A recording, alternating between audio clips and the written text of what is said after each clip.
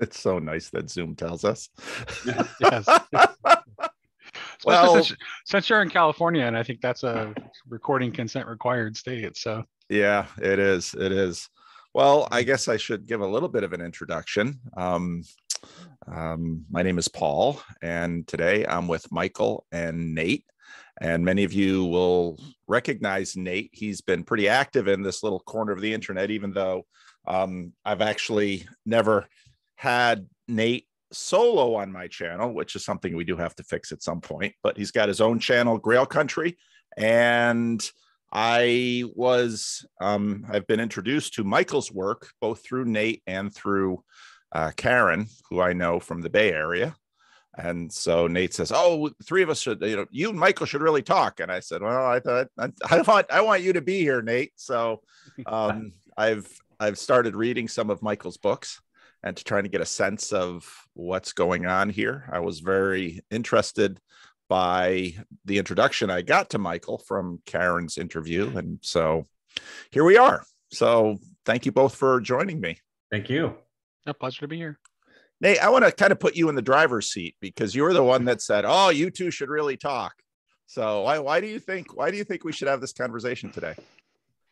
Well, I think a couple of reasons. I think that your God number one, God number two question has an underlying question of what is the relationship between God and the world, which is what Sophiology specifically is addressing. And you also both have a concern about what the future of the church looks like. And I think that Michael's work and the sophiological approach speaks to that as well. So I thought there was at least some productive grounds for communication. Okay. Well, maybe we should, and I'm sure, Michael, you're probably very tired of this question. I know what's coming. you know exactly what's coming, and it's the bane of anyone who tries to maybe not bring a new idea into the world, but at least present a new word to people who are not familiar with it. And I think especially in spaces of committed Christians, any new word is immediately suspect until proven innocent. So well, that's what happened with Sophiology for 600 years now. Well, there we go. So why don't you, I feel like, in reading, Michael recommended one of your books to me, so I started reading it. And I think I have a much better handle on it now, but what's your 3-minute take, an explanation of what Sophiology is and why it's important? It's, well, I think it's something that's been present in Christianity, also in Judaism from the very beginning, but that's why I call it in my one book, The Submerged Reality. I think it's always been there, but people don't notice it necessarily, or it's certainly not explicitly taken up in, we can say, the governing theological circles. But the basic idea is that Proverbs 8 is not a metaphor. That when God speaks, or when the wisdom speaks and gives her beautiful, beautiful speech about the creation of the world, that's really a divine person. I don't know how exactly. I think what happens is people go, "Wait a minute, are you adding a fourth person to the Holy Trinity?" Which was actually an accusation of that Sergei Bulgakov underwent, and it's kind of how it is. But the way I think of Sophia in that instance in relation to the Trinity is kind of as a receptacle or a grail, a vessel that is able to hold it and to make the divine palpable in the physical world. And one word I often use in describing Sophia is metaxu, which is the middle, right? It's a term I borrow in particular. Well, you know what? Bulgakov talks about it, but even more, I borrow it from William Desmond, the Irish Catholic philosopher. And so for instance, in Proverbs 8, where Sophia describes herself, or wisdom describes herself as the co-worker of God in the creation, or you might say handmaid, right?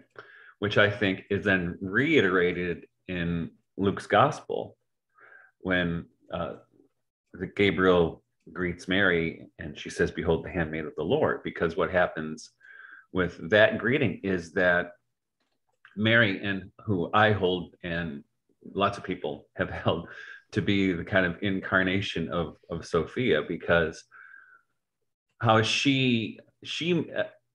so in Proverbs, Sophia makes creation palpable to human senses, and in Luke, Mary's yes makes the divinity palpable to and in a very even more literal sense, right? Taste and see, right? And the Eucharist, I think, is a perfect example of that as well.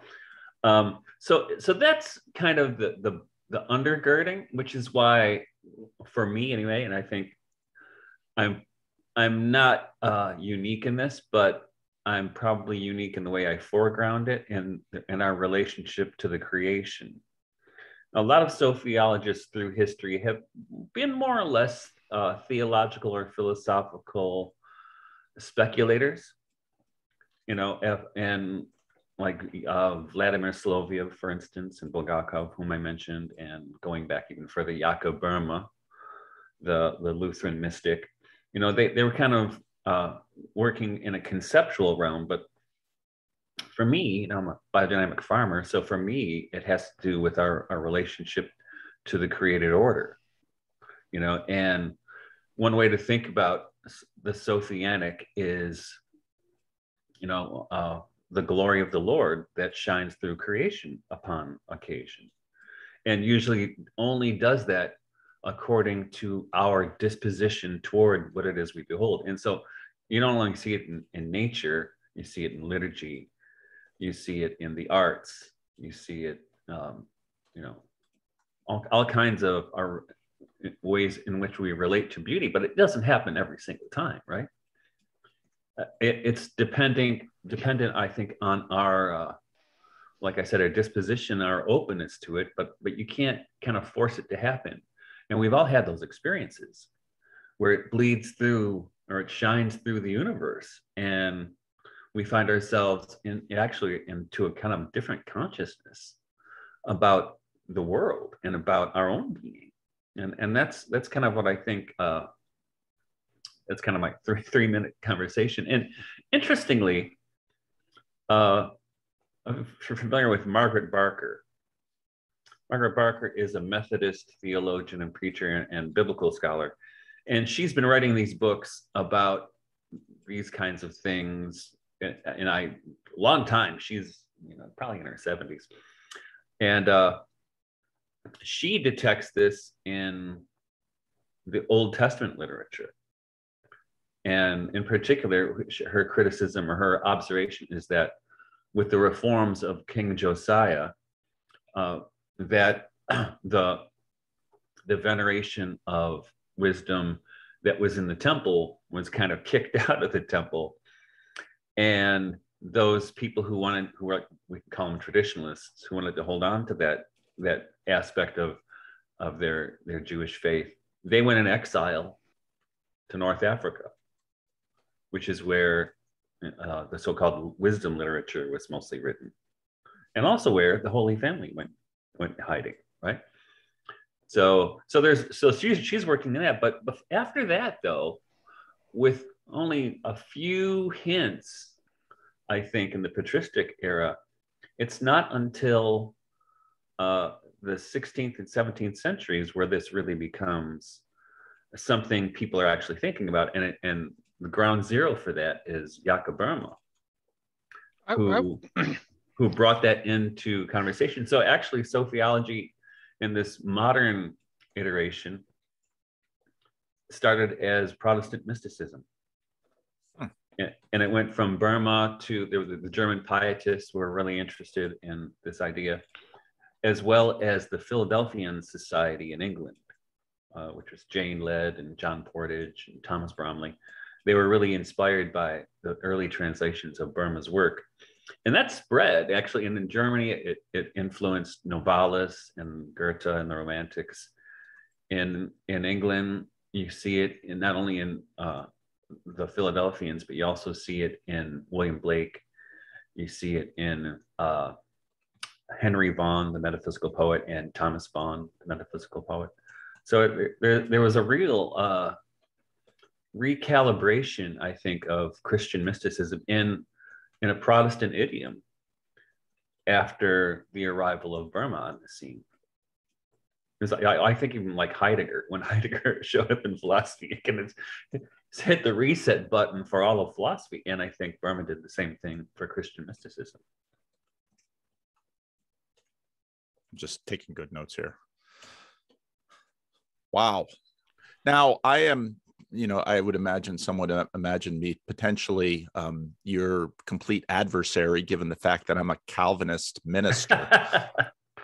And I've seen what Nate writes about Calvinism on Twitter. I often get a pass by people that I talk to. Well, you're not one of those bad Calvinists. I give you a pass for sure.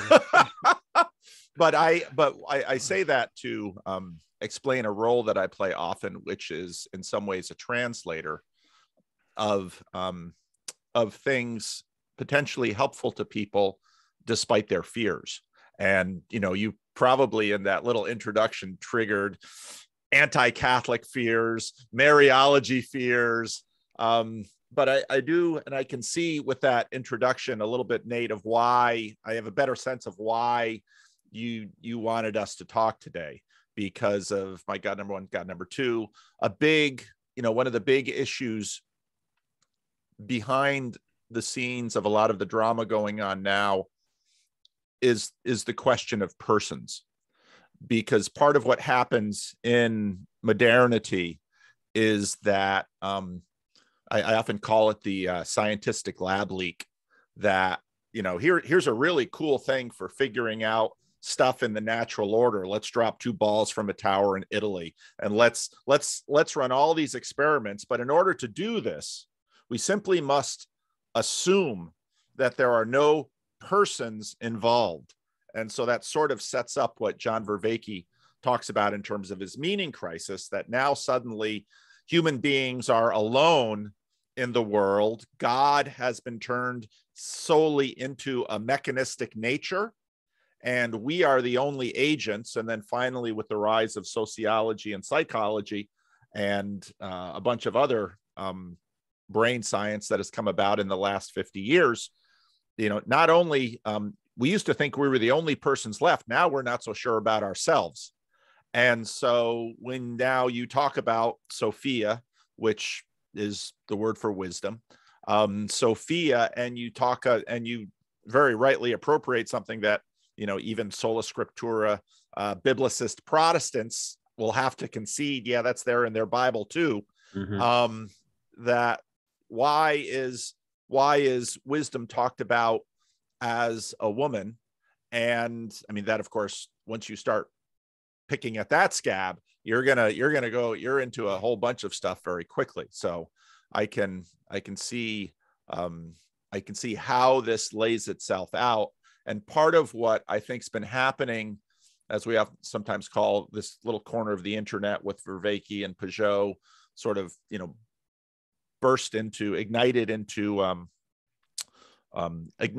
an audience thanks to Jordan Peterson, is this questions of probably a reintroduction to older traditions that were far more deeply symbolic, and that we now, I think now with the recession of modernity that we are experiencing, things are now available to us that weren't available to us as groups something like 20 years ago, even though they were out there, but sort of shunted to the side for a variety of other ecclesiastical and political agendas.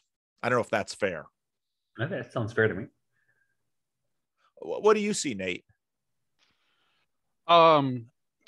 Yeah, I think Well, I mean, Sophiology is like almost the exact opposite of what you just described, because for Sophiology, creation is a person. Right. Like, like, so it's quite literally the polar opposite. And yeah, go ahead. Lewis got into that. So, part of, I mean, Michael doesn't know me at all, not near as much as Nate knows me, just by listening to enough of me. Part of what I found myself doing was reading C.S. Lewis's book Miracles on a fairly regular basis to just contend with modernity. And when you read a book repeatedly, you read more and more of the book, especially if it's a decent book, if it's a good book, because there's a lot more under the surface. And I would pick up Lewis always talking about nature as our sister, which is a really helpful framing in terms of nature as a person, which again is completely opposite the scientific lab leak where, oh, this thing works really good in the lab. Let's get it out of the lab and apply it to absolutely everything around us. And well, that then had its own consequences because, raping your sister is not necessarily something you ought to do. That's the language, right? That's the language of modernity, subjecting nature to the test, right? Ravishing. Yes. And ravishing, exploiting. And so when you come to German romantics or, I don't know a lot about, the Waldorf methods, but I do have some familiarity via the Sacramento Waldorf School where my wife teaches, which is a public school. It's not a private school. But the biodynamic farming, I mean, all of this stuff I know to be sort of part of that package. And then that also connects us with, some of the stuff that Peugeot's been talking about lately in terms of, okay, well, we've got these other traditions that have come down to us, some of these mystical traditions. Some have tried to stay fairly self-consciously within ecclesiastical lines. Others have wandered afar from them. And that, of course, I think probably spooks, again, more modernist people who listen to you and say, ooh, this sounds like spooky stuff that we should stay away from. But I'm glad you said that because, my doctoral dissertation, it was published as Literature in the Encounter with God in Post-Reformation England. So it's mostly examining Protestant mystics of one or weirdos of one kind or another in England. So Jane Led, who I mentioned, is in there. Henry Vaughan and his brother Thomas Vaughan are in there, as well as John Donne, who's not a weirdo, or at least not, he's more a conventional source, and but John Dee, who is kind of a weirdo, right? And Sir Kenelm Digby. And the interesting thing is Digby, who kind of jumped back and forth between the Catholic and Protestant ships in England at the time, which is not uncommon. And Thomas Vaughan's twin brother Henry were all alchemists of one kind or another, right? So they were, but this was in the late 16th and early 17th century, where really before the scientific revolution. And in the Submerged Reality, I have a chapter on Robert Flood, who was a British physician and theologian, but also still connected to that older tradition, which they all thought, especially the Vaughans and Robert Flood, they didn't accept the Descartesian model, the Cartesian model. They rejected it, and because it rejected the divine order, the spiritual order, right?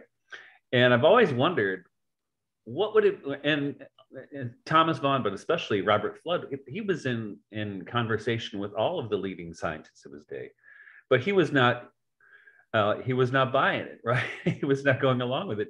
But I've always wondered, what would have happened to humanity had that tiny school of thought, which was really grounded in,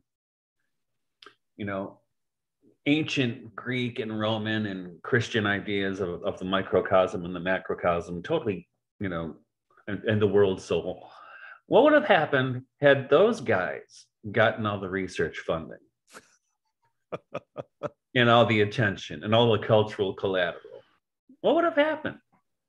And I think you see over time, little bits and pieces come up. I think David Bohm, if you're familiar with him, the physicist, quantum physicist, he was interested in these kinds of ideas. And Barfield was a big fan of Bohm. Mm-hmm. And Brian Josephson was another, I think he's a physicist. He's another British scientist. And who was the other one I was thinking of? Well, there have been plenty who wanted to bring this back, or who think, we threw out the baby with the bathwater. And or I was thinking it's homeopathy, right? Hahnemann. And that was in the 17th or 18th century, 18th or 19th century. So those were all grounded, and Rudolf Steiner himself, right, were grounded in those kinds of traditions. And for Steiner, it started with German idealism, trying to recapture but not go backwards, to recapture the dimension that had been lost. And I think really, for me, that's in the future, that will be the salvation of what we call science. I think that's what John Vervaeke's already doing. Yes. I mean, I really do feel that way. Like, and I think when we had that conversation with him, I think you could sense that. Mm-hmm. Like it's well, he actually is a Neoplatonist. So, but like it reminds me of Milbank has John Milbank has like a sort of like an alternate modernity that he's traced through these various like sort of more Neoplatonically influenced thinkers that have like still cropped up from time to time. Yeah, like kind of from Nicholas Kusta and moving forward through some of the German idealists, etc. Well, I'd like to back up a little bit, because with a conversation like this, I'm very aware of a good bit of my audience that's going to hear a lot of these names dropped that they have never heard of. Check out. Yeah. And they might even just see Nate Hile and say, Nate Hile, he's like John Vervaeke. He uses these words and they're English. I recognize they're English, but I don't know what he's talking about. So let's back up a little bit and talk about the Cartesian model, and perhaps what was the Cartesian model, and what might the alternative have had looked like if in fact they had gotten the funding. And then I think also in those questions, historical questions are, why did the Cartesian model get the funding? I think that's an important question too. But the first one, just flesh that out a little bit for people who might say, oh yeah, the Cartesian model, I have no idea what that is, but I don't want to ask a question because I'll look dumb. Well, the Cartesian model is very simply that the only things we should concern ourselves with in the sciences are those things that we can measure and quantify. So qualities go out the window, right? Essences go out the window. And so then what are you left with then? Which is what modern science is. And this is what happened throughout the 17th century in particular, but to this day, where, as you mentioned earlier, that, we'll subject nature to torture to have her reveal her secrets to us. Because you can do that to something that's dead, right? Right. That's. And what's in it? Wordsworth, right? We murder to dissect. Right. So you kill what's alive. And this is, when I was a Waldorf teacher, right, for 16 years, it's one of the wonderful things that I loved about that job, is that it allowed me to introduce kids to phenomenology. I didn't think of it in those terms, but it's a very different experience from running into a snake in the forest than seeing a video on it, yeah. Right? And there, you cannot even describe how different that experience is. And I was teaching at a Waldorf school in the city, so I often took the kids out camping and stuff, and it was great because they say they'd find some salamander or something. Go show Mr. Martin; he knows what everything is, because they were so happy to be engaging with nature in that way. which ties us back to the idea of glory that we were talking about before. And like Bulgakov's actual definition of Sophia is wisdom glory, right? So it's the glory you notice first that leads you to the wisdom part of it. Which I think, Michael, you've often referred to that as reverence, and I think that's a great way to think of it. And which is a completely different attitude from the scientific revolution. Oh, and this is what I'm saying, is that just starting from that standpoint of reverence, you're doing Christian science, or science in a Christian way, right? Not looking to exploit it, seeing, and what's interesting though is, so Goethe was really pushing against this, the scientific revolution, which he called the dogmatic mechanical torture chamber, right? Empirical dogmatic mechanical torture chamber. And there's a great, I don't know if you heard the story, but when he wanted to, gentlemen in his era, they were the ones doing science. There were no scientists. It was people with money who had time to indulge a hobby. It's what Darwin was doing. And Goethe was no different. And he was interested in the world. He had the poet's eye, right? And he wanted to do some experiments with prisms because he heard about what had gone on with Newton. But prisms in those days were ridiculously expensive. You can imagine. Remember when we were kids, Paul, look how much a calculator costs. Now you get a free one when you open up a bank account. That's right. But they were like $500 in the 70s. So prisms were the same kind of thing. And so Goethe, who did have money, he couldn't afford them himself. So he knew a nobleman who had some prisms, and he asked if he could borrow them, and he sent them over. But he had them in this box, and he was just too busy doing other things, never got around to using the prisms. And then the baron, or whomever he was, sent over his footman to pick up the box 2 weeks later, and Goethe said, "Oh darn, forgot." So just before he gave it to the guy, he picked up one of the prisms and held it up to his eye, and he was astonished at what he saw. And he told the guy who came, "Come back in a week.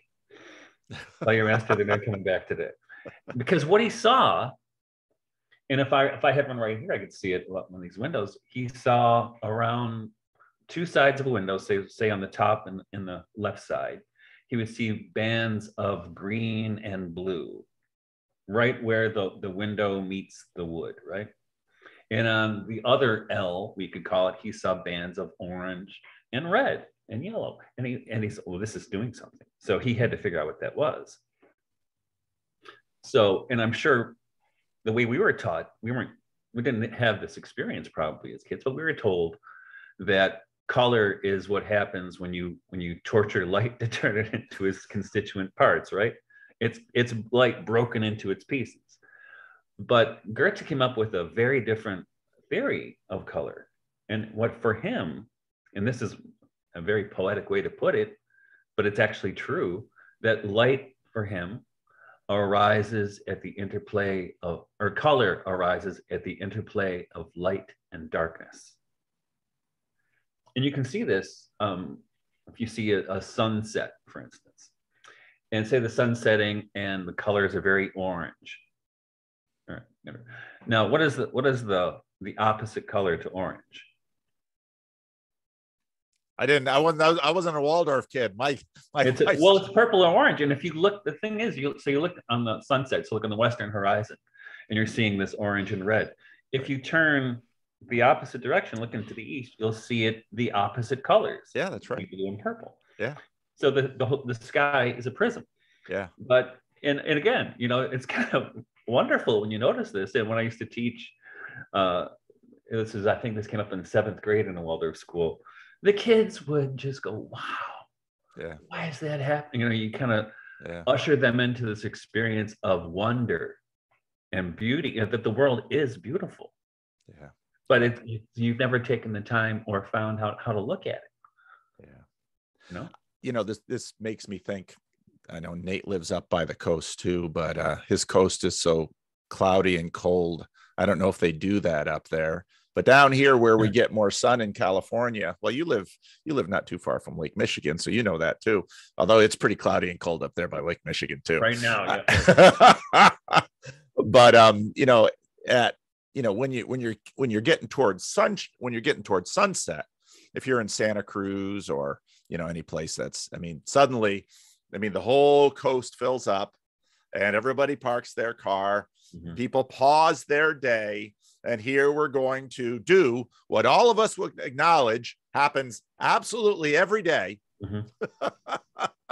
And we're going to pay attention to exactly this. And another one of my favorite illustrations with glory is I live a few hours from Yosemite National Park. It's one of my favorite places.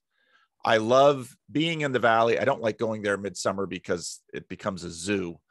But if I do go midsummer, I want to be right by Bridal Veil Falls, where these big tour buses that are bringing people from all over the world, open up and disgorge, Chinese and Japanese and German and people from all over the world. I love being there when they first set foot in Yosemite Valley and they look up and awe and glory.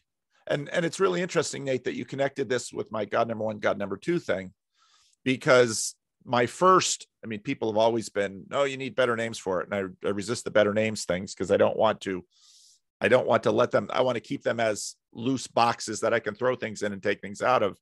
And my first articulation of it was Isaiah 6. Holy, holy, holy is the Lord God Almighty. That's, in a sense, God number two, transcendent. The whole earth is full of his glory. Mm-hmm. And, I like what you said earlier when you mentioned, where did you say it? I took notes. Well, and it's true often that we need to be attuned to see the glory. Disposition. But it's also true that there are moments and times when the glory simply overpowers us and has its way with us. In a sense, perhaps the sister's revenge on her rapists, that she says, do you really think I am merely, that I am merely here available to you to your frustrating attempt to satisfy your baser desires and your greed and your gluttony? And if you would only meet me as a sister, our communion would be so much more rich. And that is God speaking through. Another thing I love about what you also laid down here is part of what happens in modernity is, so before I was doing this in California, I was a foreign missionary. And one of the things that very quickly, and that if you read any missiology at all, you recognize the problem of the excluded middle in terms of the cosmos, that Westerners have a very high God, and then all of this dead space here below, with the exception of the persons that are us, and nothing else in the middle. And then the angels, well, we keep the angels on Christmas cards with feathery wings. But, and then, it's only the Pentecostals that play with angels and demons, but you have to keep that binary, angels and demons, and don't flesh that out at all. Mm-hmm. Whereas, as Michael Heiser, people are always, coming to my channel and say, have you read Michael Heiser? Have you read Michael Heiser? Because he, of course, is an Old Testament scholar that's been, decided, hey, what if we don't just sort of gloss over all of these references in the Hebrew scriptures to when the Lord met the accuser at the beginning of the book of Job, what was going on with that? He asked uncomfortable questions about those kinds of things, and suddenly then, Now, is it Frank Peretti and this present darkness that we're in the grips of, or how can we make sense of this?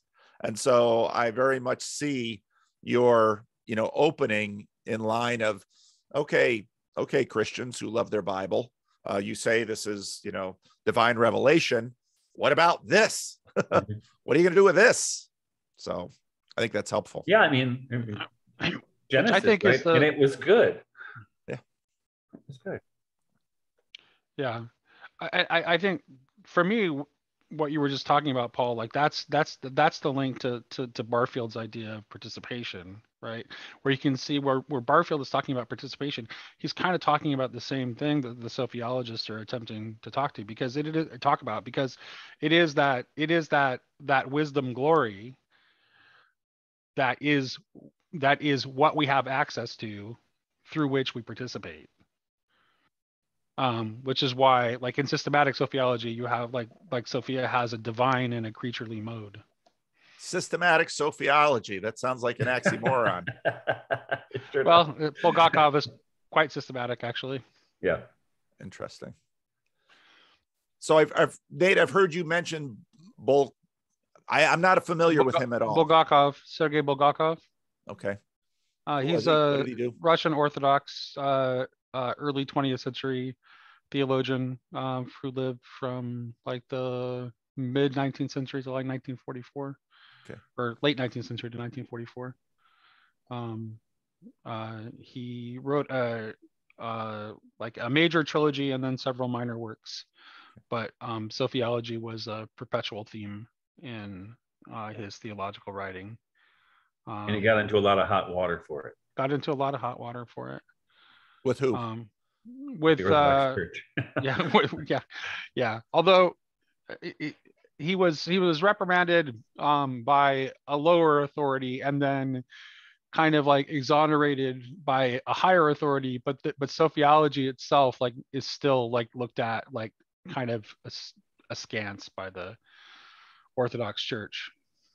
Well, it seems like it's probably looked at askance by Orthodox, Roman Catholic, and Protestants, even though it sounds from your description that it's got representation in all three sectors. Absolutely does. Mm-hmm. Yeah, it does. There's a hesitancy because of the withdrawal participation.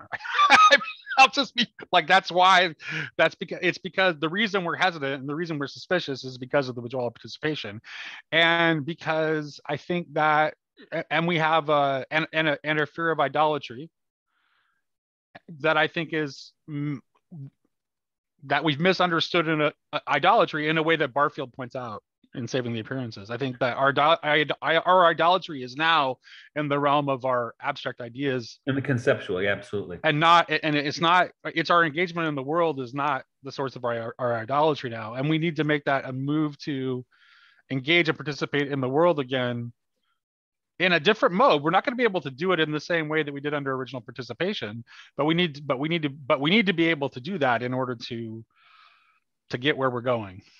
And that's really, I mean, an idea that I wouldn't say took, but Barfield, was inspired by Steiner, because that's what Steiner's thing is, that mankind had to go through this desert of materialism to bring back the spirit later, and that's why he called what he was doing spiritual science. Whether you want to agree with that or not, that's another thing. But that's what his project is that he was kind of spearheading or trying to spearhead the way back, and not the way backwards either. Yeah. Right, because there is I guess temptation, like the traditionalist temptation, right, to go back to how it was. Well, you can't go home, Angel, right? So we can only go forward, but we can go forward and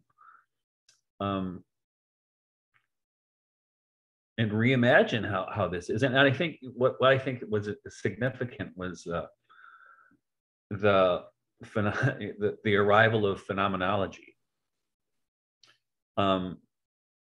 which allowed, I mean, even we're talking about biblical studies, right? one of the problems, and maybe strengths, somebody would say, but with biblical exegesis, is that when we do it with the canon right next to us that says what's allowed and what's not allowed. So we can't encounter the text there as it is, because we feel obligated, or whatever it is, to, well, we have to make this Trinitarian, even though it doesn't seem to be Trinitarian right here. You know, Paul doesn't talk about the Trinity too much, right?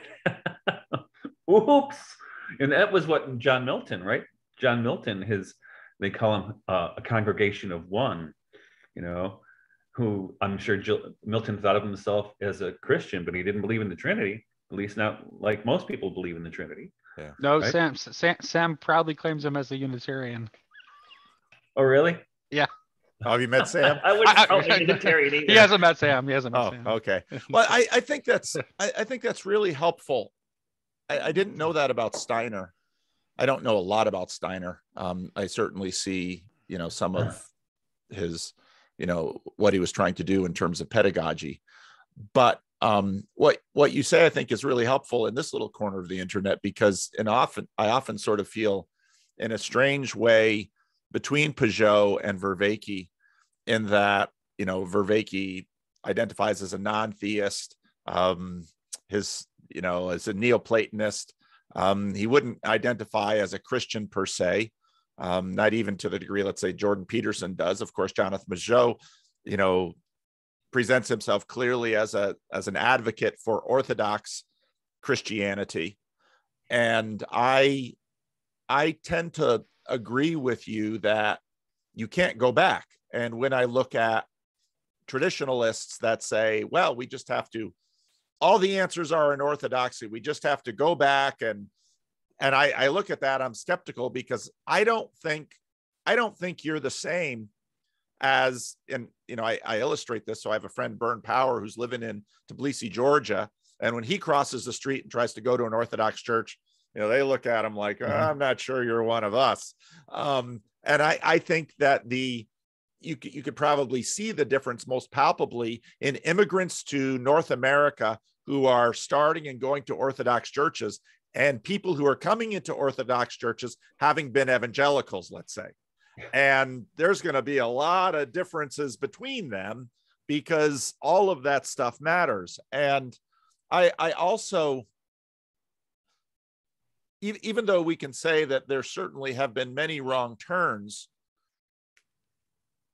I think part of the reason the Protestant Reformation happened is exactly why you said. Here you had canon law. Luther, is bucking. Mm-hmm. He starts out as trying to be an obedient Augustinian monk, and increasingly the fight grows until finally, of course, Luther's just got a personality that you push him, he's going to push back, and just back, boom, big explosion. And now you've got a tremendous amount of wreckage. But that explosion had been coming for a very long time for lots of different reasons. Yeah. And I also think there is no going back. And at some point, we're going to have to start relating to, I think we're going to have to start relating to our sister in a better way. And I think there's abundant evidence out there that the answer to exploitation is not more exploitation, which is usually, oh no, this exploitation has given us trouble, let's exploit more, surely we'll solve the problem of exploitation. It's like, that's, I find people like, the answer to floods is more water. And it's like, no, the problem is the water. So I really appreciate what you just said. And I want to, because this is part of an argument that I keep trying to make with people, that I'm tremendously happy that the Orthodox Church in America is now presenting in a way that a broader audience can see some of the riches of Orthodoxy that perhaps haven't been present to us in the West, given just how history unfolded. Yet I tend to think the way forward is usually a way forward, and it's just for us to figure out, okay, what does that look like? Yeah. And, part of this, Michael, has been, I know with your conversations before that, if people are curious, I very much recommend your conversation, both with John Vervaeke and with Karen Wong on the meaning code. I mean, you bought some property in Western Michigan, which is a place that, well, it's not as affordable as it used to be, but and you have a whole slew of kids, and you run them to basketball, and yet you write these books. And now these books are not the kinds of books that I'm going to find in Costco when I go to Costco. But it's on the Walmart. They're on the Walmart website. Are they really? I couldn't believe it. Yeah. Even my Uh-oh. Oh, did we lose him? Looks like he froze up a little bit there. Oh, come back. Here's my big question, and this is when, well, that's what he's living in Western Michigan, and I'm sure the unlike those of us here on the coast who have access to things like fiber, yeah. I mean, and that's, Nate, that's part of, I'm sure he'll jump in a minute. Yeah, that's part of where I look at the rightness and the beauty and the glory of this. At the same time, we are, just as Jonathan Peugeot is in his Orthodox advocacy, we are deeply embedded in the technological. Right. There's no backing out of this in a way. No, that's right. I would agree with that too. And yet at the same time, like, there has to, sometimes in order to find the right path forward, you have to take a look back. Absolutely. And I think that in the case of Sophiology, you're talking about what I think is actually quite an ancient wisdom tradition. I know that Michael mentioned Margaret Barker's work earlier, which is, I won't talk about it too much since you're not familiar with it, but essentially Margaret Barker's thesis links the early Christian church to the temple mysticism of the first temple. So it actually, like, it places the roots of a lot of Christian belief, like, farther back within Jewish thought than you would think. And I would say that, like, some of the elements of Kabbalah actually, like, reinforce that connection. Particularly like Kabbalistic thinking about the Shekhinah, which seems to parallel this sort of, like, this idea of Sophia that keeps cropping up in these various places within Christian thought, within Protestant, Orthodox, and Roman Catholic circles. You find it in all three traditions. So well, and it's even interesting to me. I mean, every now and then, I suppose when they have enough money, the Freedom from Religion Sacramento chapter will, usually around Easter, they like putting up billboards around Christian holidays, and they too will talk about, just because we're atheists doesn't mean we don't experience wonder, and what Bishop Barron was saying in the Four Horsemen conversation too. I just had, in fact, a Protestant colleague of mine who is deeply reformed and quite conservative, much more than people suspect. Talking about beauty first, and I very much read that theme in, at least in the small bit of Michael's work that I've been reading. And I think, looking at that I think for many at this point in the Protestant and even around in Roman Catholic churches, Protestantized spat over church going and religious identity. Those who are wandering back into church seem to be doing so for the beauty and saying, I'll figure out the theology as I go. Right. Well, I think that the thing about the atheist experience of wonder, I want to bring that back to the idea of participation again.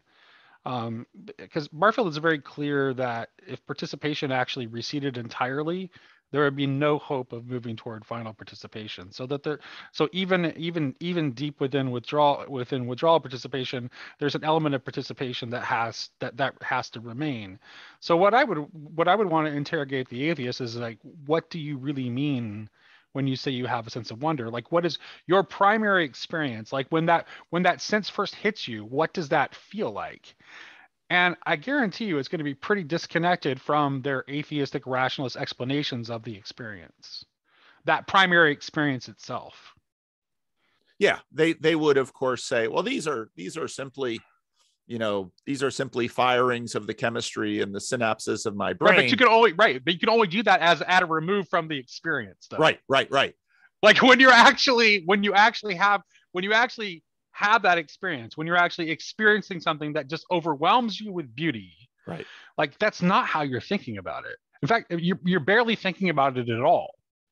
You're just participating in it.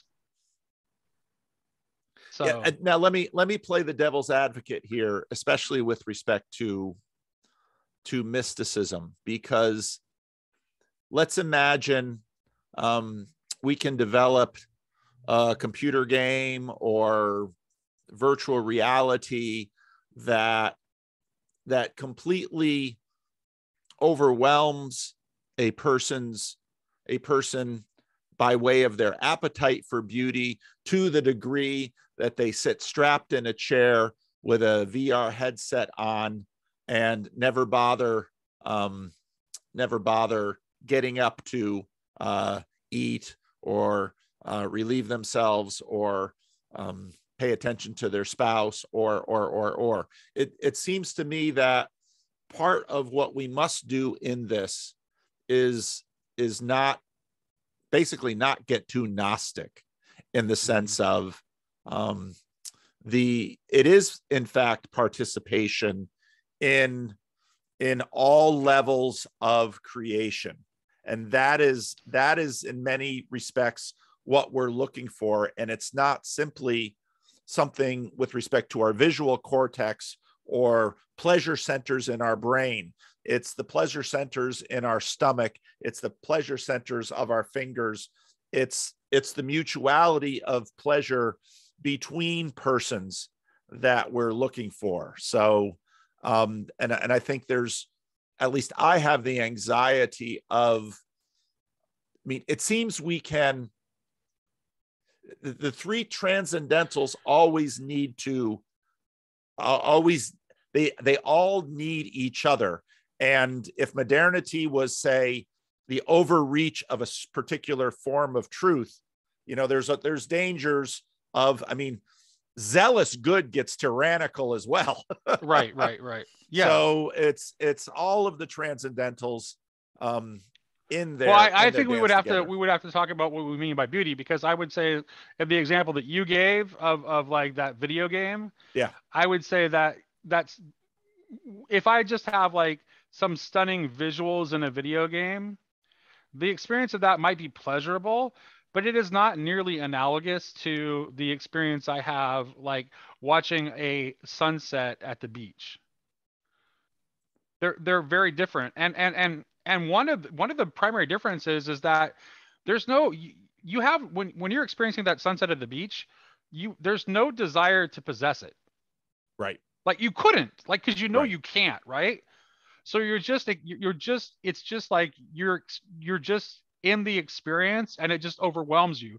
Whereas it's like in the video game, it's something that's repeatable that you can control. So you can just like have it over and over and over again, and you can develop this desire to possess it. Right. So there is I think there's a difference there. Well, I think that's good. And, Michael, who's been able to rejoin us now, his books are available at Walmart. Maybe not at your local Walmart, but via the Walmart website. But I think that's good, Nate, in terms of, and I think of it, let's say, so we're coming into the holidays, and my son will be driving up from Southern California, and my daughter will be flying in from Seattle, and my children, my one son has driven in from Santa Cruz, and we will all be in Sacramento, and hopefully at some point we'll all be around a table and or around a meal or around a board game. And now at this stage in my life, you know, when all of this comes and they all bring their personalities in, and you know, fortunately we homeschooled them, and so they all love each other, and when they're all coming, they all want to come. That's the biggest draw we have. And when they're all around a table together, you know, I feel, I see, I participate in glory in a deep, rich sense. That right, and it can get really hard to define these distinctions. Yes. But it's like one of those things that we really, it's something we know with our intuition. We know the difference. Yes, we just do. So I'm glad. I'm sorry, Michael, that you live in impoverished Western Michigan, where your internet is likely not of the gigabit fiber variety that it's easy to get in Sacramento. But so tell me why you write books. Why do I write books? Well, I write like this. Same reason I write poetry. As Robert Frost said, I write poetry to tell myself things I didn't know that I knew. And as I tell my students, you know, with writing a book, I mean, when I write anything, it's because I want to know more about it. You know, it's something intrigues me. And when I wrote my dissertation, for instance, I had always wanted to do something on Thomas and Henry Vaughan.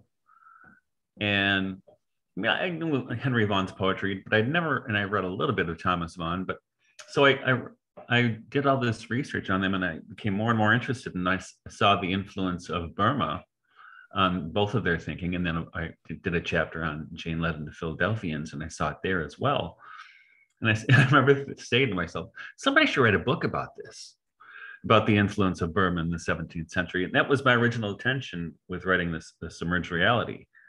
But I decided I wanted to do more than the 17th century and broadened it to other things, you know. So I write because it's fun. You know what I mean? You get into a kind of a contemplative space when I'm writing a book or poetry, and it feels good. So I would think it's all glory too. I mean, you write because it feels good. You write because it's fun, and I mean, you could write this stuff. It wouldn't be half as much fun, and it wouldn't feel half as good if you just wrote it and, you know, put a pile on your shelf somewhere that maybe your kids, you know, when you die would say, "Oh, what are we going to do with this?" You send it out into the world.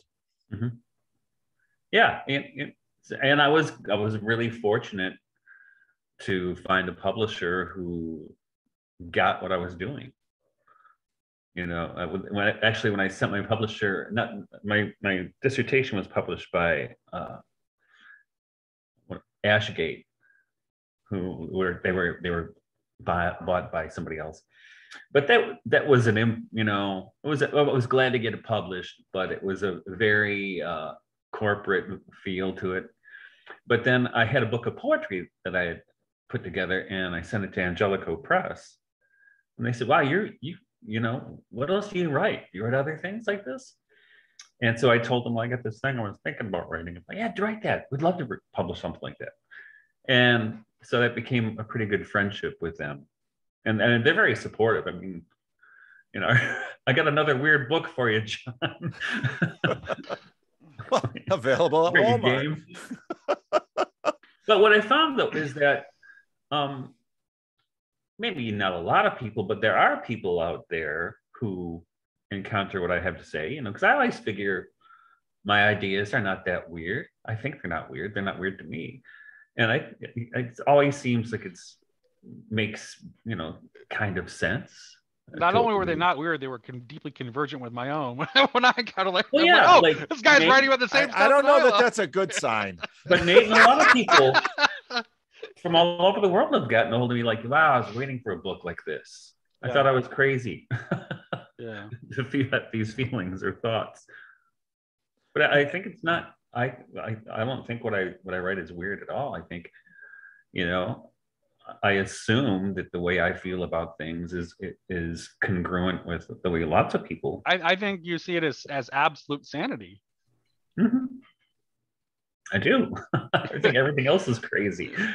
Because it's suggesting a deep connection to everything. Yeah, and to each other, right? Exactly. Well, I mean, there's a lot of obvious congruity with why I make the insane videos I make, which I still think that what I'm doing on YouTube is absolutely insane. And there are often days I have no idea why anybody else watches what I'm putting out, because it's hardly published or polished, and it's, at least a book has an editor and it's been refined, and all my mistakes are out there to be seen. But but again, this shows one of the, Nate and I were talking a little bit when we lost you. I mean, this shows one of the strange, I don't even know the word for it. Without this crazy technological interconnected world where Walmart had to start a broad website to compete with its main rival, who is no longer Sears and Kmart, but Amazon. Yeah. I'm reading your book on Kindle, and so here's this strange. I don't even know the words to call it, but this is what we're living in right now, in this weird internet age where I have a channel and we can talk about obscure people from past centuries and strange people that live today, who are finding joy in things that are most common, but have a take on them that hopefully will have others. My second question for you is, what do you want your books to do out there in the world? I want them to find a community. You know what I mean? And I want a community, because for me, you were just talking about when your kids come home for Christmas, right? And I have the same experience. I have 9 children. 3 of them, 4 of them, I don't know. I think 4 or 5 of them are out of the house. I had to take inventory. But when they come home, and they come home for the holidays, or we celebrate festivals on our farm, like May Day and Michaelmas, and they come, but also other people come, and to me that kind of conviviality is central to a healthy way to live. And when I send my books out there into the world, I'm hoping I can find people out there who are looking for the same thing, who are looking for an experience of what's real. And we talk about using the internet and what have you. And I think, there's a lot of evil that is perpetrated through the internet, right? Not, between pornography and surveillance. I mean, what else do you need, right? But there's still a way for people like us to connect that couldn't connect otherwise. Yeah. So there's a potential to redeem the internet. Yeah, there's definitely a light side there. And certainly your books found like resonance with with my crew over at Grail Country. I mean, Michael and Sherry and I all really love your work. And hopefully maybe more people start catching on. Well, I think why are we doing this? What do we want? I mean, I've been thinking lately about this question. I was watching the, it's kind of strange debate between Jonathan Peugeot and Sticks and Hammer 666. I mean, this YouTuber, and they're going having this debate, and you send your books out into the world for glory, because I mean, even if you know your audience isn't going to be, you're not going to make as much money off your book as Jordan Peterson is going to make off his. You send it out there for glory, that someone might find this and then might gather more together. And in fact, doing what we're doing now, it's been interesting to me how much appetite authors have to talk about their books. And it's often done sort of on the pretext of, oh, the publisher wants me to do these things to sell books. But I think the real joy in this is to find out that our produce is productive. Well, it's fulfilling your vocation, right? And we call it vocation, but I was at an education conference, 25 years ago. And this guy said, teaching is still one of the only professions important enough to be called a vocation, right? And I felt called to be a teacher, and I certainly felt called to write these books. I often didn't, wasn't planning on writing them, but I felt called I felt something's tapping me on the shoulder and saying, you got to write this book. Yeah. So whatever happens after that, the pleasure for me is not getting it published, it was writing it, right? And so I think those things are important. Well, and back to what Nate and I were talking about in terms of the atheists, and I think this is where the shallowness of atheists, that's where they find the bottom too soon, too joylessly. That even Richard Dawkins, when he writes his book, is, when I say he's looking for glory, I'm not saying that in a shallow sense that everyone should look at him and praise him. Of course, part of us always wants that too, but we send this out into the world for resonance and for community and for that joy of, C.S. Lewis talks about that with the first friend rather than the second friend. Mm-hmm. Oh, you too? You like this North stuff too? Mm-hmm. And I mean, this is a broadly common foundation that is available in many ways at levels deeper than people's overt religious profession. And those of us who have confessions that say things like, these things down below are not incidental to your existence. And in fact, if you pay more attention to them, these things can grow and you can enjoy more of this in your life rather than playing around in all the shallow pools of vainglory and wealth and, tricking your sister out of her glory for your own shallow reasons. Right. Yeah. Another exploitation, right?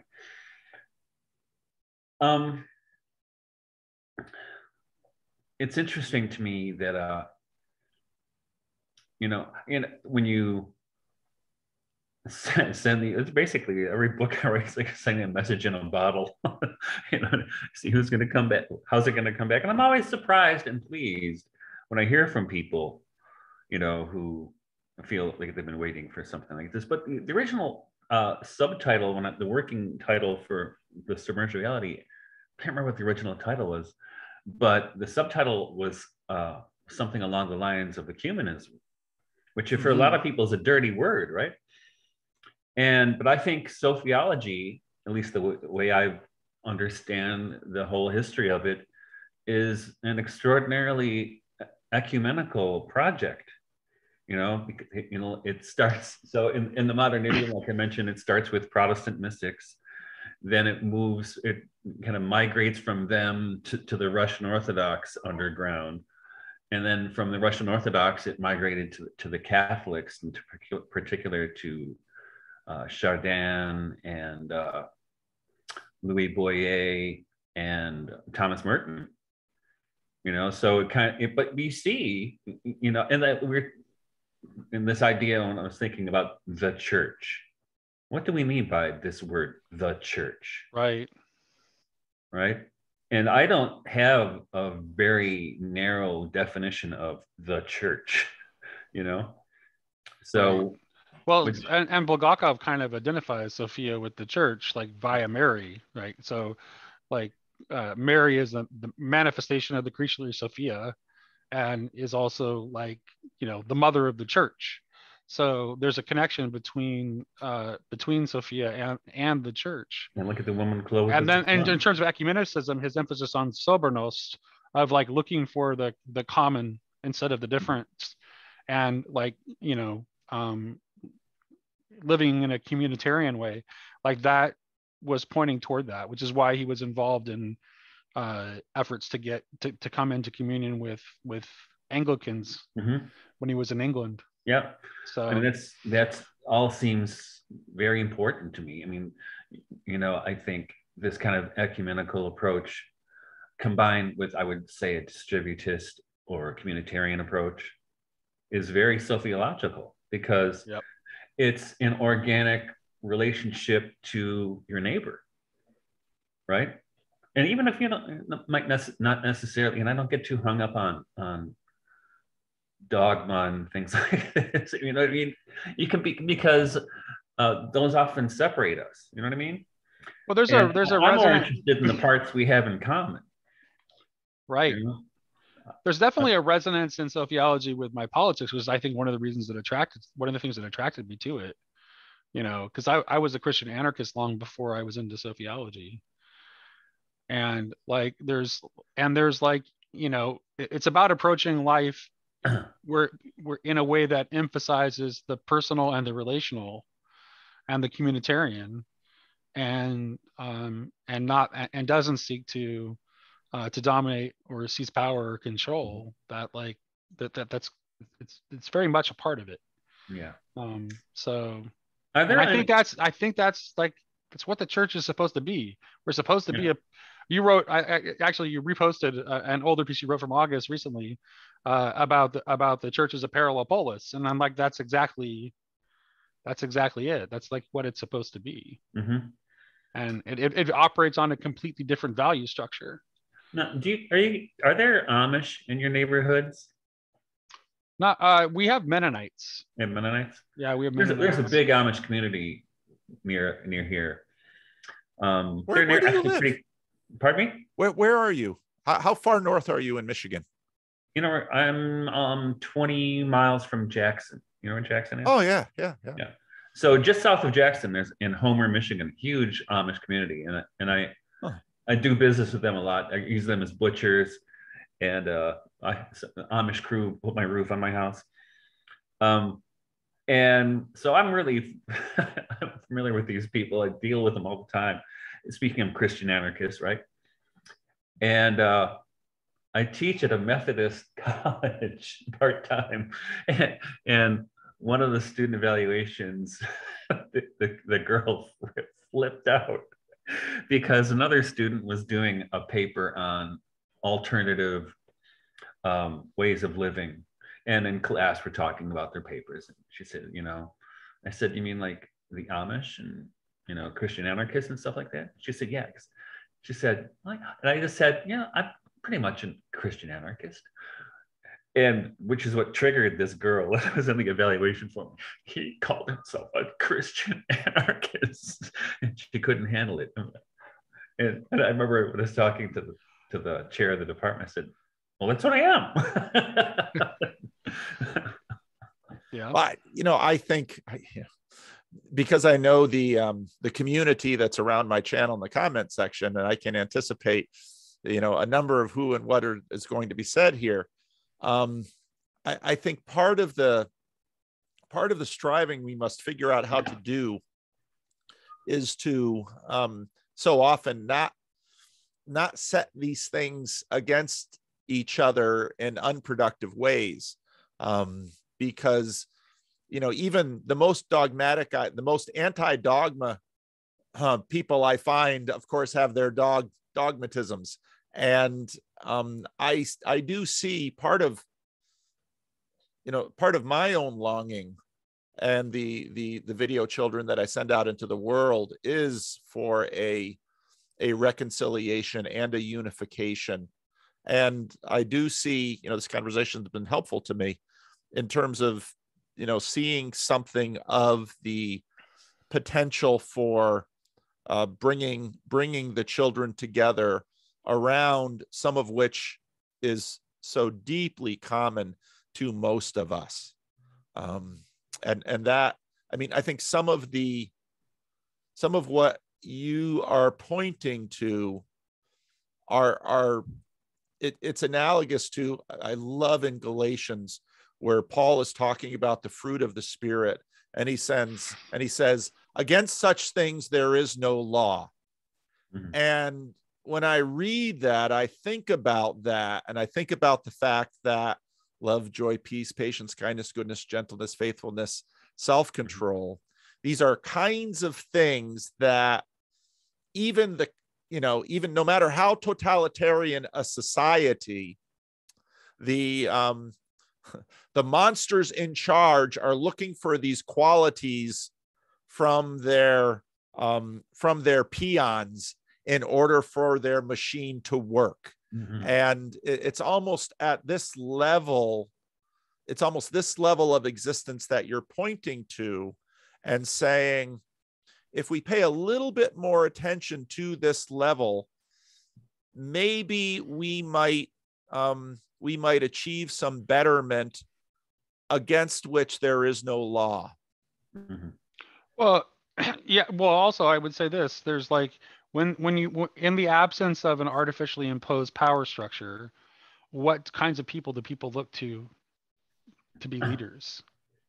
When you don't have a power structure that's just imposed, people are automatically going to look to people who have those virtues. Well, let me push back against this anarchism a little bit. Sure. I used to, there was a young man who got, went way off the deep end in libertarianism. And he was telling me how, neighbors, all taxation is theft.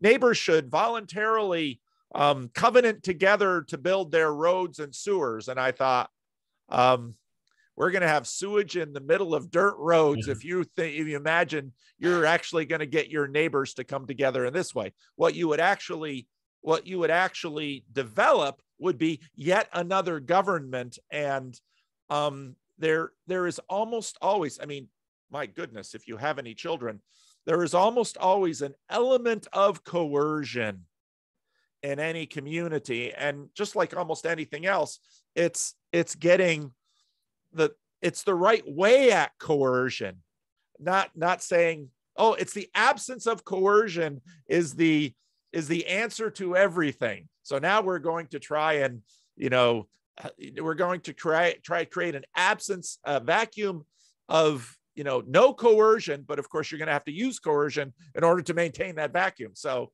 I mean, I know what you're pointing at, but I do think we have to push through a little bit better and go a little deeper. Well, I think you're right, but I think, so I consider the Amish Christian anarchists, right? And I've seen how their communities work, and it's not perfect, but they have the right idea, right? They have the small is beautiful idea, and that's what's like I say in the book, or in one of my books, don't try to do everything at once. Do what you can. You ever hear that poem by Czesław Miłosz on angels? And it ends with, I'm gonna mangle it, I'm sure, but the words, day breaks, another one, and you hear a voice, do what you can, right? You don't try to do everything. And so it's the little things. It's the little things. It's not, we're going to completely unplug from the sewage system. Or it's, well, for instance, we have a CSA here on our farm, right? So supplying food for this network of people, that's a more real experience of the world than going to the average.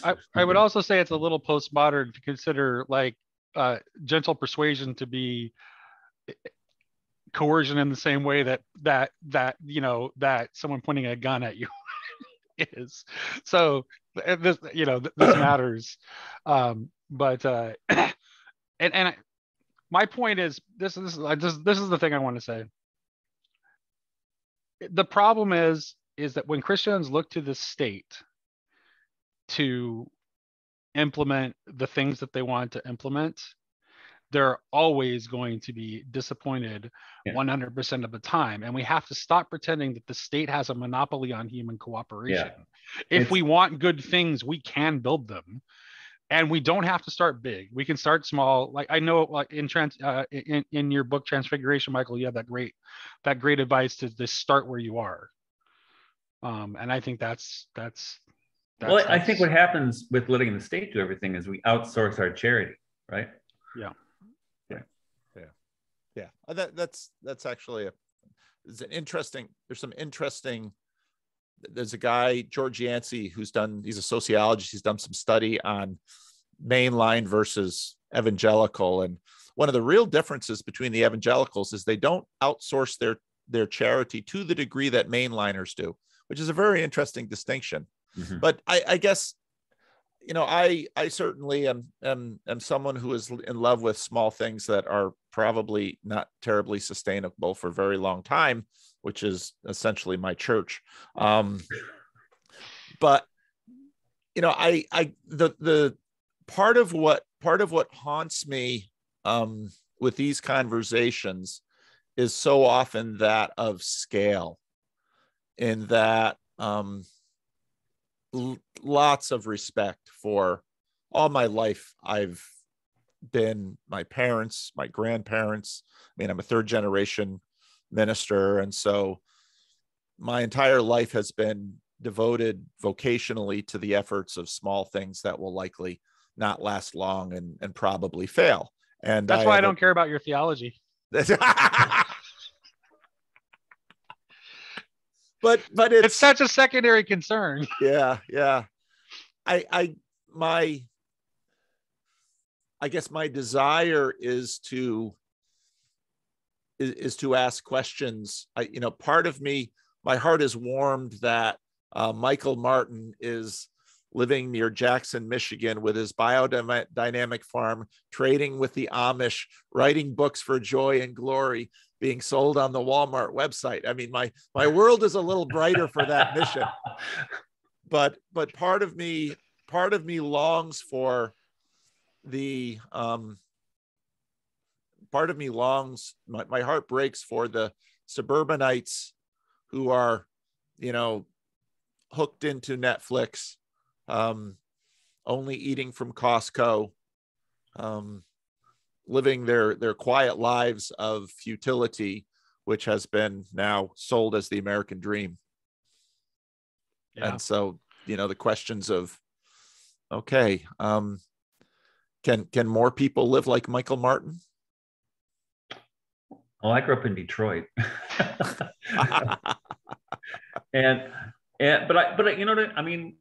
But that was something present in my soul from childhood. And I think this desire to find the real, to find something authentic, and which drew us to where we are now. But it took forever to get here. It was really hard, especially having 9 kids along the way, right? Yeah. I only had 5, and I had appreciation for the 9. Oh, that's another level. The Nazgul, we call them. Yeah. They call themselves that to the older kids. For real?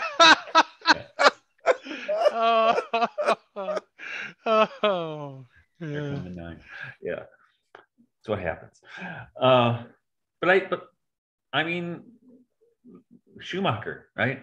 Small is beautiful. Start where you are, and you can. And it's surprising how many people who live those suburban lives are attracted to our CSA, for instance.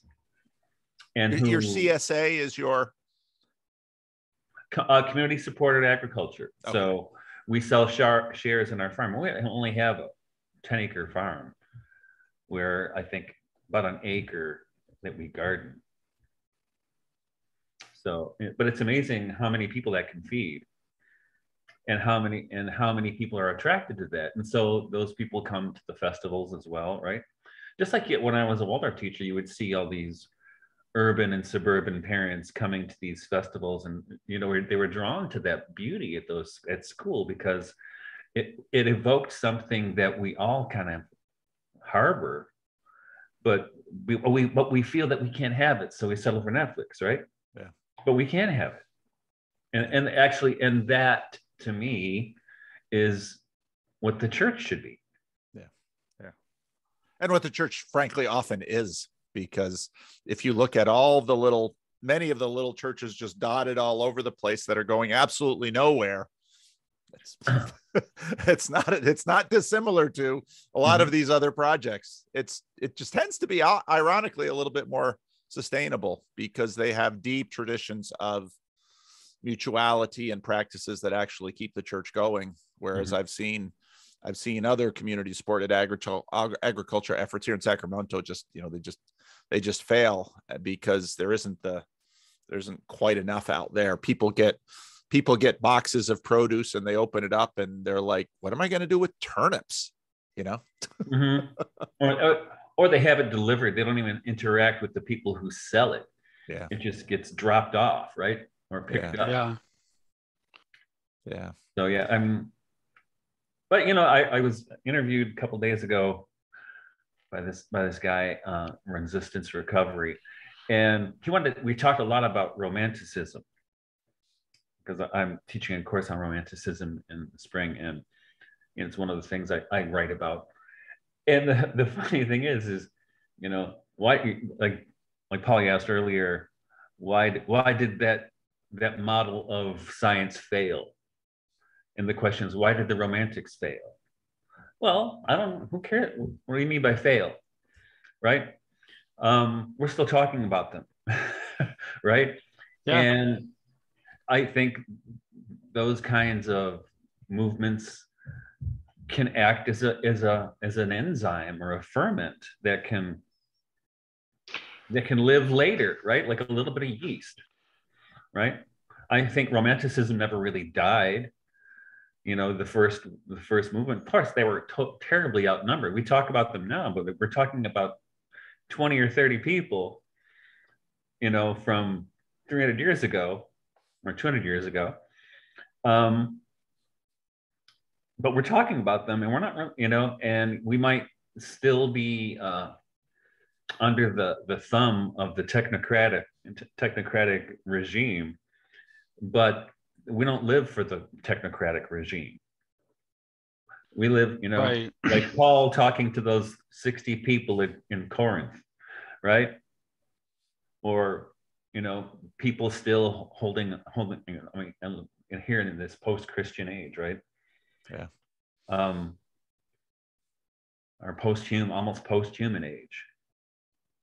Yeah, people talk like that about the kind of the cultural shifts of the 60s a lot too, where people, they just all sold out and became, Wall Street executives or whatever. But you can't find a city in America where you don't see the residual impact of those shifts, they're so failed. It really depends on what you meant by failed. I mean, it definitely it shifted the culture forever in some good ways and some bad ways, maybe. But it didn't, it's pretty hard to say it's a categorical failure. Well, maybe we need to recalibrate our expectations on sample sizes and value, because it's very interesting that we do tend to value that which is scarce. I think about Hebrews 11, talking about the saints, that the world was not worthy of them, and I often think that way about the glory that I see in people who stumble. I mean, it's part of the reason my channel has the shape it has, and part of the reason that I continue to post videos of my conversations with randos, and how I found Nate and how many other people, because one of the things that I saw in my father's ministry in Patterson, which like many other good things, is a short-lived thing.